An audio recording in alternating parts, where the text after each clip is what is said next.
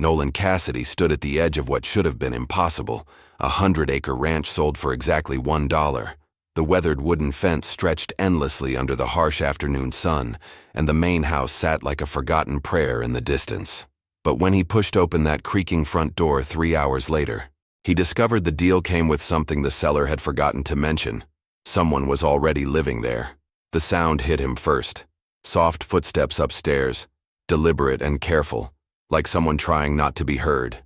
Nolan froze in the doorway, his hand still gripping the brass handle. The house was supposed to be empty. Boone Carter had sworn on it when they shook hands at the land office. "Nobody's been in that place for years," the man had said, his eyes darting away. "You'll have it all to yourself." Yet there she was.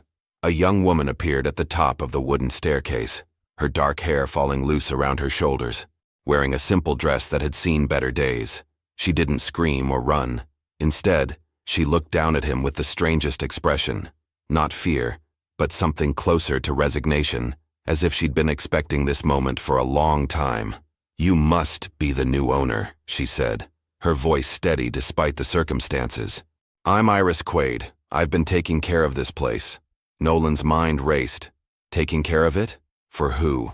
And why hadn't Carter mentioned her? He studied her face, searching for deception, but found only a quiet strength that reminded him of his own mother during the hardest times. "The seller didn't say anything about anyone living here," he managed. Iris descended the stairs slowly, each step measured and graceful. "Boone Carter doesn't know everything about this ranch," she replied. "There are things about this land that go deeper than what's written on any deed." She moved to the window and pulled back the faded curtain, revealing the vast expanse of grassland beyond. "I've been here for 3 years. This place saved my life when I had nowhere else to go. I've kept the roof patched, the well clean, and the fences mended. I suppose you could say we've been taking care of each other." Nolan felt his carefully planned future shifting beneath his feet. He'd saved every penny for 5 years to buy his own land, to build something that belonged to him. This ranch, even abandoned and run down, represented everything he'd dreamed of. But now, standing in this dusty room with this unexpected woman, he realized his $1 purchase had brought him something far more complicated than property. "Why did Carter sell it so cheap?" he asked, though he suspected the answer would change everything. Iris turned from the window, and for the first time, he saw fear flicker across her features. "Because," she said quietly, "he's not the only one who knows I'm here. And the others, they're not coming to make deals." Nolan set his worn leather satchel on the wooden table, his mind spinning with questions that demanded answers. The afternoon light filtering through the dusty windows cast long shadows across Iris's face, and he could see the weight of secrets pressing down on her shoulders. "Who's coming for you?" he asked, keeping his voice steady despite the growing tension in his chest. Iris moved away from the window, her hands clasped tightly in front of her. "Men who believe I took something that belongs to them," she said. "Something valuable enough that they've been hunting me for 3 years. Did you take it?" She met his eyes directly, and he saw no deception there. "I took something, yes, but it belonged to me long before they ever laid claim to it." Her voice carried a pain that spoke of old wounds. "My father's gold claim. He died in a mining accident, and these men showed up with forged papers saying he owed them everything. They took our house, our land, everything we had." Nolan studied her face, recognizing the look of someone who'd been pushed beyond their breaking point. He'd seen it in his own mirror during the worst years after his wife died. "So you took back what was yours?" "I took the original deed and the survey maps proving our claim was legitimate," Iris said. "Documents that would destroy their operation if they ever saw the inside of a courthouse." She laughed bitterly. "But getting to a courthouse alive is the challenge." The sound of hoofbeats in the distance made them both freeze. Iris rushed to the window, pulling the curtain aside just enough to peer out. Nolan joined her, and together they watched 3 riders approaching along the main trail, still too far away to make out clearly, but close enough to know they meant business. "Is that them?" Nolan whispered. Iris shook her head. "No, but—" She paused, studying the riders more carefully. "That's strange. Those horses are moving too fast for casual travelers, but too slow for urgency, like they're searching for something." Nolan felt his stomach tighten. He'd bought this ranch to escape complications, to build a simple life on his own terms. But watching those distant figures approach, he realized his $1 investment had pulled him into something far more dangerous than he'd bargained for. "I should go." Iris said suddenly, turning from the window. "I've already brought too much trouble to this place. You don't deserve to get caught up in my problems." "Where would you go?" Nolan asked, though he wasn't sure why he cared. 3 hours ago, he'd never known she existed. She hesitated, and in that moment of uncertainty, he saw the truth. She had nowhere left to run. The riders were getting closer, their intentions unknown, but their presence undeniably threatening. "How long before the dangerous ones find you here?" he asked. Iris looked back toward the approaching riders, then met his gaze. "If those men down there are who I think they are," she said quietly, "they already have." The riders drew closer, and Nolan could make out their faces now. Hard men with the kind of weathered features that came from years of taking what they wanted. They reined in their horses about 50 yards from the house, close enough to be a threat, but far enough to avoid immediate confrontation. "That's Wade Harper," Iris whispered, her voice tight with recognition. "He works for the Maddox brothers. If he's here, it means they've finally tracked me down." Nolan watched as the 3 men spread out in a loose semicircle, effectively blocking the main escape routes from the property. Their movements were practiced, coordinated. These weren't random drifters. They were hunters who'd found their prey. "What exactly did you take from them?" he asked, needing to understand what he was stepping into. Iris moved away from the window and knelt beside a loose floorboard near the fireplace. With quick, efficient movements, she pried it up and reached into the hidden space beneath. When she stood, she held a leather pouch and a rolled bundle of papers. "The deed to the richest gold claim in the territory," she said, unrolling one of the documents, "and the survey maps showing exactly where the ore runs deepest. My father spent 10 years mapping every vein, every pocket of gold in those hills. The Maddox brothers killed him for it, then discovered he'd hidden the real documents." Nolan studied the intricate drawings on the map, noting the careful notations and detailed measurements. This wasn't just a claim. It was a treasure map, drawn by someone who knew every inch of the land. "This is worth a fortune. Enough to buy half the territory," Iris confirmed, "and enough to make them hunt me across 3 states. A sharp whistle from outside made them both turn toward the window. Wade Harper had dismounted and was walking slowly toward the house, his hand resting casually on his gun belt. His companions remained mounted, watching the surrounding area for any signs of movement. "Iris Quaid," Harper called out, his voice carrying clearly across the yard.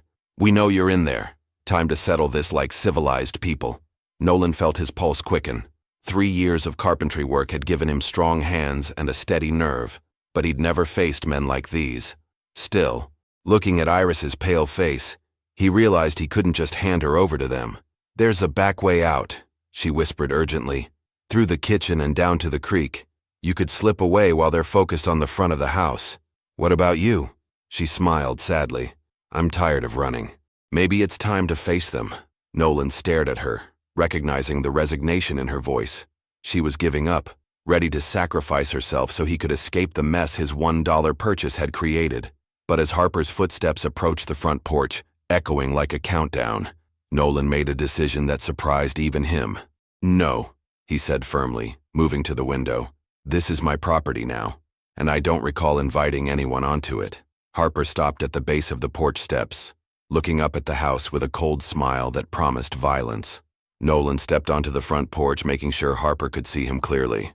The afternoon sun cast his shadow long across the weathered boards, and he kept his voice steady despite the hammering of his heart. "This is private property," he called out. "You and your friends need to move along." Harper's smile widened, but there was no warmth in it. "Well now, looks like the little lady found herself a protector." He took another step closer, his spurs jangling with each movement. "Thing is, friend, we're not here for trouble with you. Just need to have a conversation with Miss Quaid about some property that belongs to our employer." "I don't see any legal papers," Nolan replied, noting how Harper's companions had positioned themselves to cover all angles of approach. "Far as I know, anything on this ranch belongs to me now." Harper chuckled, a sound like gravel in a tin cup. "Legal papers? That's funny." He gestured toward the house. "See, the way we figure it, Miss Quaid has been squatting on this land for years, probably going through anything of value left behind by the previous owners. Wouldn't be surprised if she found some items that need to be returned to their rightful owners." Inside the house, Nolan could hear Iris moving quietly, hopefully hiding the documents somewhere safer. He needed to buy her time, But Harper was clearly growing impatient with the conversation. "Tell you what," Harper continued, his hand now resting openly on his gun handle. "Why don't you call her out here so we can all discuss this like reasonable folks? No need for anyone to get hurt over a simple misunderstanding." Nolan felt sweat gathering at the base of his neck despite the cooling afternoon air. 3 against 1 weren't odds any sensible man would take, especially when he wasn't even sure what he was fighting for. But looking at Harper's cold eyes, he realized this wasn't about justice or legal claims. These men would take what they wanted regardless of who got hurt in the process. "She's not here," he lied, hoping his voice sounded more convincing than it felt. Harper's expression darkened. "Now that's interesting, because my associate over there with the sharp eyes swears he saw 2 figures in that window not 5 minutes ago." He pointed toward one of the mounted men.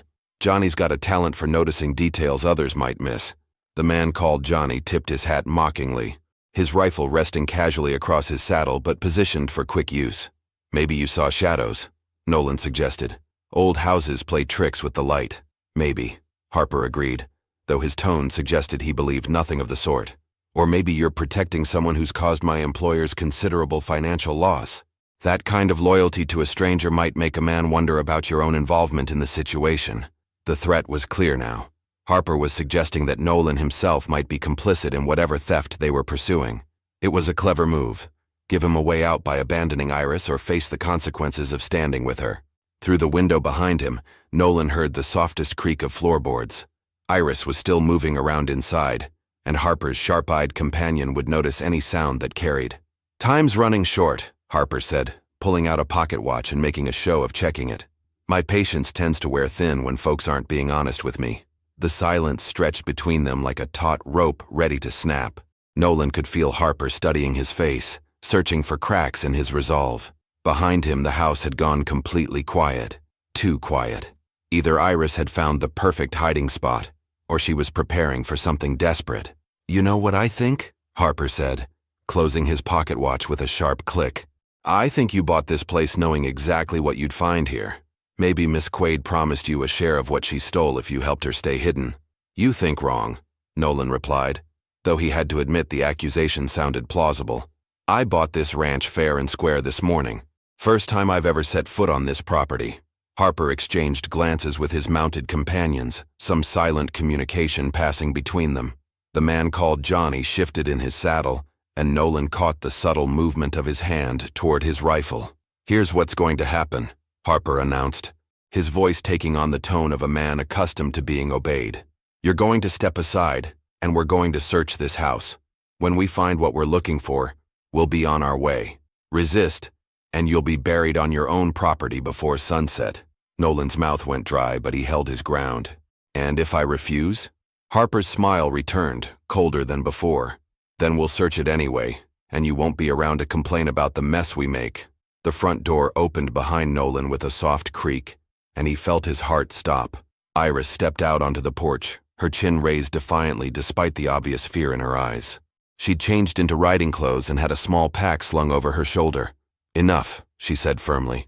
"This man has nothing to do with our business, Harper. Let's settle this between us."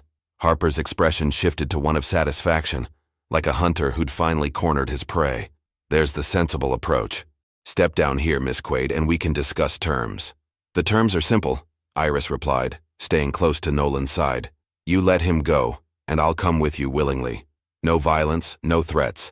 Just me for his safety." Nolan turned to stare at her. "You don't have to." "Yes, I do," she cut him off softly. "You've already done more than anyone had a right to expect." Harper clapped his hands together once, the sound sharp in the afternoon air. "See how easy that was? Now, about those documents you took."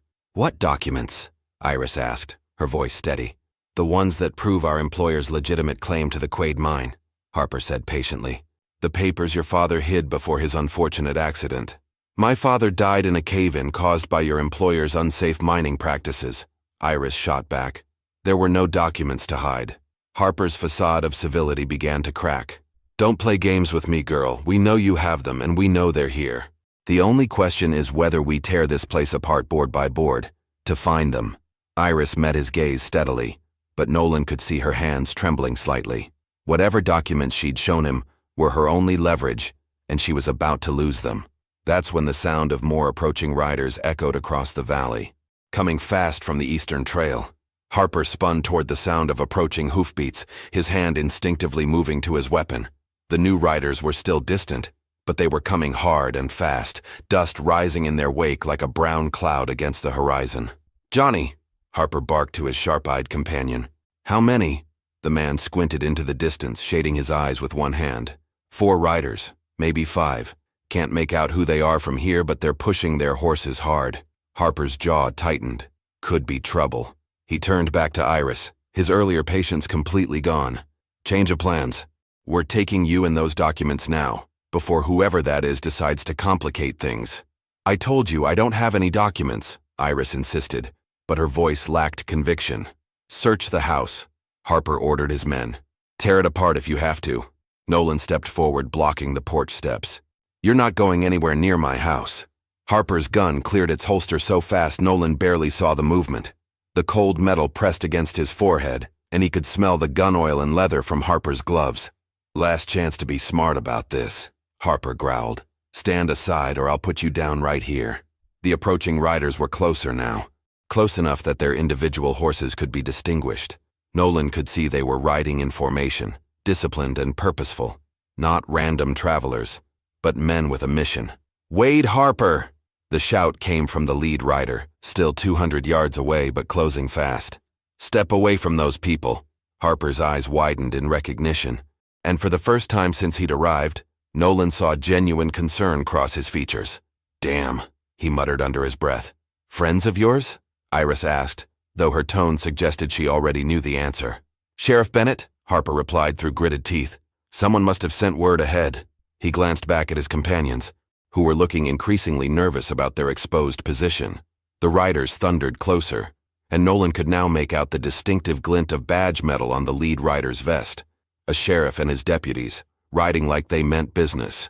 But Harper's gun was still pressed against Nolan's skull, and his finger was tight on the trigger. "This complicates things," Harper said, more to himself than anyone else. "But it doesn't change what needs to happen here." Sheriff Bennett and his men were within shouting distance now, their horses lathered with sweat from the hard ride. The sheriff was a lean man with gray whiskers and the kind of weathered face that spoke of years dealing with situations exactly like this one. "Drop your weapons," Bennett called out, as his group fanned out in a semicircle around Harper's men. "Nobody needs to die today."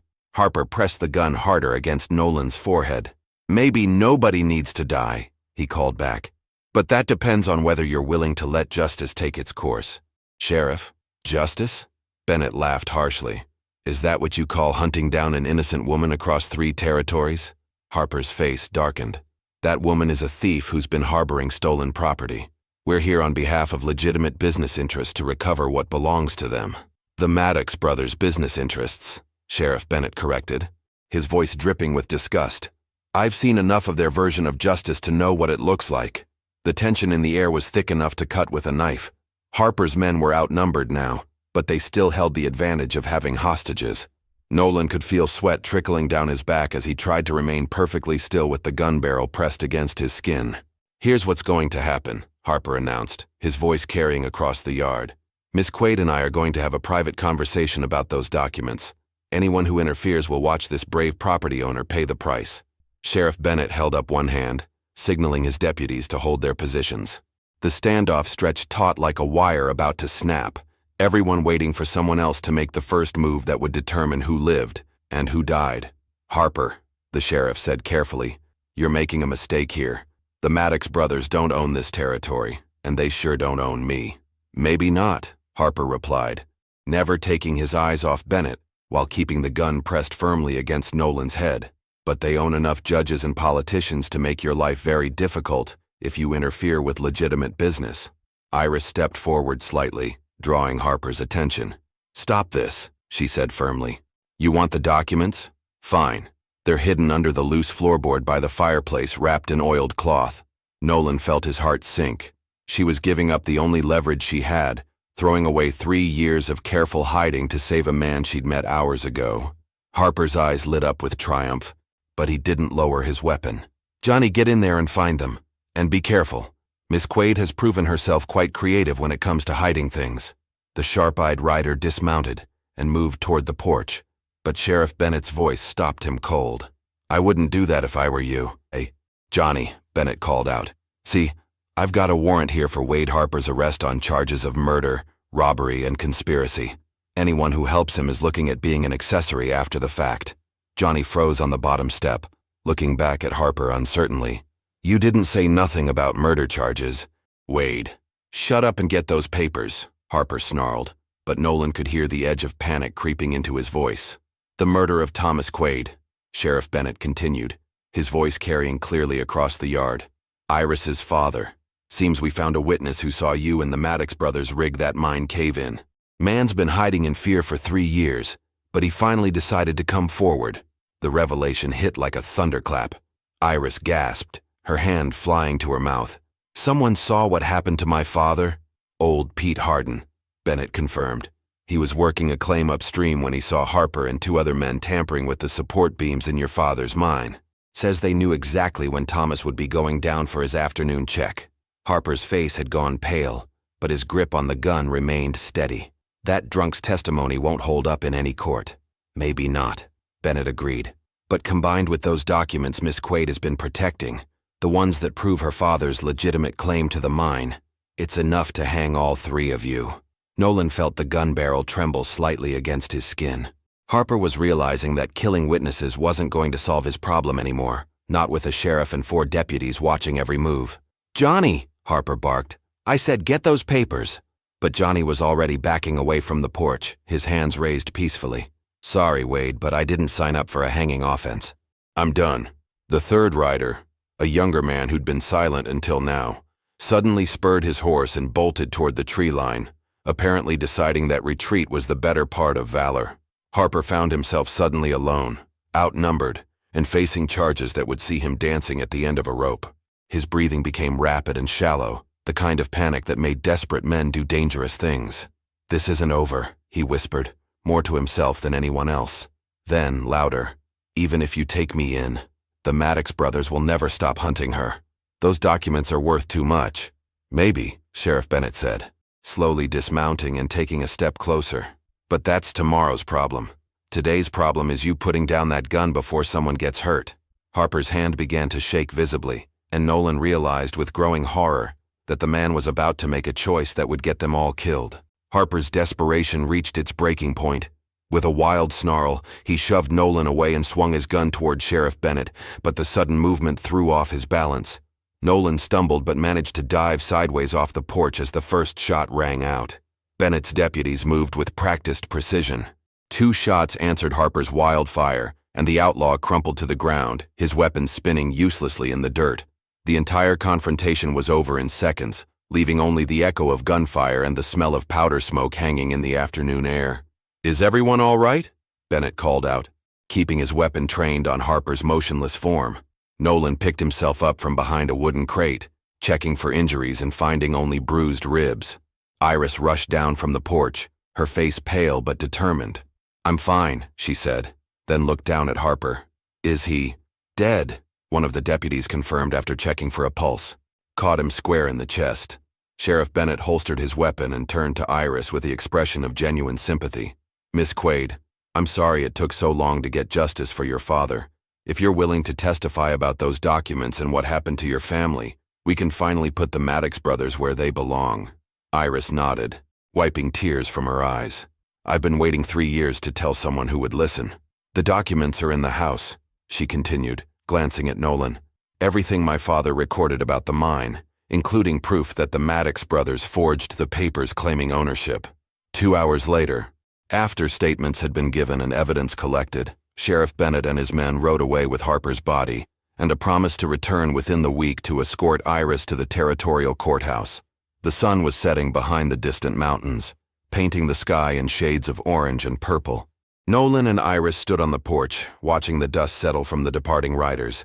The silence between them was comfortable now, no longer filled with secrets and threats. "So," Nolan said finally, "I suppose you'll be leaving once this is all settled." Iris turned to look at him, a small smile playing at the corners of her mouth. "Where would I go? I've been taking care of this place for 3 years. Seems like a waste to abandon it now." "It's my ranch now," he pointed out. though there was no challenge in his voice. "True," she agreed, "but you bought it for $1, and it came with someone to help run it. Besides," she gestured toward the rolling grassland beyond the house, "this place is big enough for 2 people who don't mind working hard."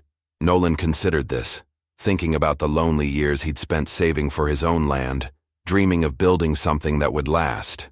He'd imagined doing it alone, but standing here with Iris, watching the last light fade over their shared horizon, he realized some things were better built together. "Partners?" he asked, extending his hand. "Partners," she agreed, shaking it firmly. As the first stars appeared overhead, they walked back into the house together, ready to start building the life that a $1 ranch and a chance encounter had made possible. If you enjoyed this story, click the video on your screen now to watch another unforgettable story, where destiny and courage collide in ways you never expected. Don't forget to subscribe and consider a super chat to help us keep bringing you more stories like these. Your support means everything to us.